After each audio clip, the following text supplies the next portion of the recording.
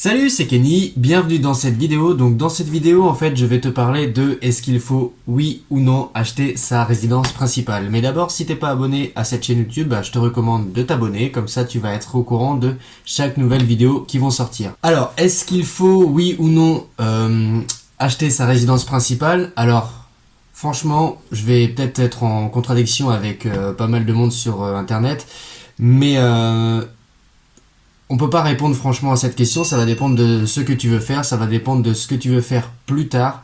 Par exemple, je vais prendre mon cas, moi je veux investir dans l'immobilier, je veux vivre de mes loyers, vivre de mes rentes. Donc pour moi en fait, c'est pas la bonne solution d'acheter ma résidence principale. Alors déjà, il faut savoir ce que tu veux. Est-ce que tu veux te sécuriser, donc acheter ta résidence principale, ou alors est-ce que tu veux investir? Moi, je veux investir, ok? Donc, tout va être question de capacité d'emprunt. Imagine par exemple, voilà, t'es un couple, t'es avec quelqu'un, un petit ami ou une petite amie, tu gagnes 2000 euros, ta petite amie gagne 2000 euros, donc ça fait 4000 euros, tu vas aller voir ton banquier, il va te dire, bah ok, vous pouvez emprunter à hauteur de 33%, ok, donc les 33% c'est un peu une règle en général. Donc tu peux emprunter 33%, ce qui fait 1320 euros, d'accord? Donc tu vas pouvoir emprunter 1320 euros, donc tu vas aller rechercher une maison, un appartement, je sais pas, par exemple 1320 euros, c'est peut-être sur 25 ou 30 ans, on va dire ça fait 350 000 euros, imaginons. Donc voilà, tu vas aller rechercher ce bien-là, d'accord? Et donc tu vas payer tes 1320 euros sur 25, sur 30 ans, d'accord? Mais à tout ça, en fait, il va falloir ajouter les charges. Donc par exemple, si tu es dans un appartement, les charges de copro. Si tu es dans une maison, et si tu as du terrain, pour entretenir le terrain, si tu as une piscine, si tu as une fosse septique, si par exemple tu as la toiture à refaire, enfin voilà. Il va falloir entretenir cette maison. Donc en fait, ta maison va te coûter quand même un petit peu plus cher que 1320 euros, ok? Ensuite, deuxième petit point, on est d'accord que si on te dit que tu peux emprunter 350 000 euros, tu vas pas, dans la tête de la plupart des gens, tu ne vas pas aller chercher en fait un appartement qui va coûter 150 000 euros ou une maison qui va coûter 150 000 euros, d'accord? Tu vas essayer d'aller au maximum de ta capacité d'emprunt et c'est là en fait où est le piège. Pourquoi? Parce qu'en fait, si tu empruntes au maximum de ta capacité d'emprunt, donc au 33%, donc on a dit 1320 euros, et comment tu veux après investir dans l'immobilier? Comment tu veux que ton banquier t'accorde un crédit? Tu vas lui dire oui, mais j'ai ma résidence principale, donc c'est un patrimoine, d'accord, mais tu viens d'acheter, donc il va te dire mais attendez un petit peu de rembourser votre résidence principale et après on verra. Donc voilà, donc tu vas perdre des années, ok? Alors moi ce que je recommande c'est plutôt, comme je fais moi, d'investir d'abord dans l'immobilier. Donc imagine tu achètes 1, 2, 3 appartements, 4 appartements, imagine tu fais 1000 euros de cash flow en plus, donc cash flow c'est la différence entre tes charges et ton chiffre d'affaires, ok, c'est ce qui te reste dans ta poche.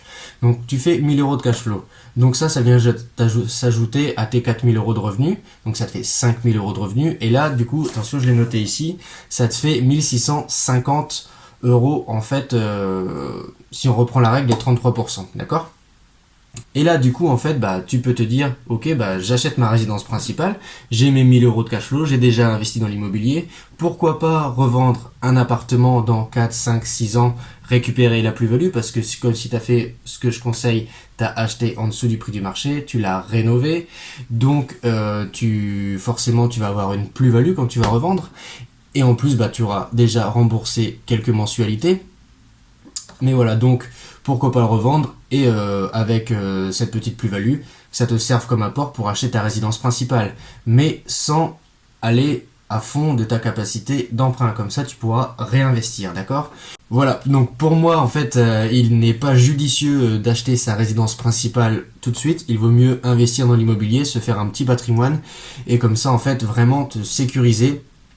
Et ensuite, pourquoi pas acheter sa résidence principale. Pour moi, la résidence principale, c'est pas forcément une bonne affaire parce que ça va générer des frais, ça va générer des charges, surtout quand en plus ça dépend où tu habites. Par exemple, si tu habites dans les villes comme Paris, Lyon, Bordeaux, moi je suis dans le sud-ouest, donc par exemple si tu habites en plein centre de Biarritz, tu ne vas pas pouvoir acheter de résidence principale, ou alors si tu vas peut-être pouvoir, mais en fait c'est avec des mensualités très élevées, ou alors en mettant un apport vraiment vraiment conséquent. Donc pour moi, même quand tu achètes ta résidence principale, ben tu ne t'enrichis pas, même si on te dit oui mais le marché a augmenté, d'accord, très bien, mais en fait tu vas revendre ton bien, ok.